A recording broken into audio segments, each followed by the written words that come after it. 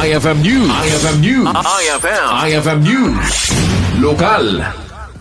Naiyuswat iti EF Siason Memorial Elementary School ti panangrugi ti Brigada Eskwela 2026 ti Schools Division Office iti Siyudad Tilawag ang nagtipon kadagiti manursuro naganak volunteers kendadto mapay stakeholders tapno may sagana dagiti pagadalan para ito may panaglulukat ti klase.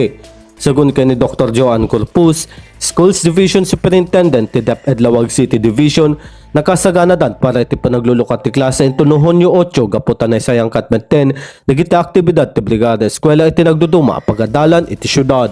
Kunana nagtultuloy pa ilaeng enrollment kadagiti nagduduma pang publiko a pagadalan ngamin panamnaman na ang may sagana pa digiti estudyante babay ni ti panagpabasa kaspaset ti Brigada Eskwela sakpay ti panangrugi iti klase. Ito tayo bigat, 7:30 this morning, ket nag-school-based kick-off digiti iso aming pagpagadalan tayo dito ay Lawag City, ket Inrugida de Giant.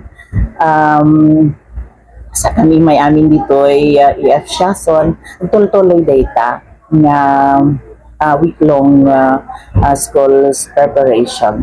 So, hanlaing ti kaayusan, ti orderliness and cleanliness, ti maalamid itata, ngayon dejay kaalaman ko na nga igunam-gunam tayo nga before the start of the school year ket naka-ready met ti panpanunot digiti ubing tayo. That's why nga ito yung reading program nga summer nga in summer reading program and summer math program tayo ket agtuntuloy while the Brigada Eskwela is going on.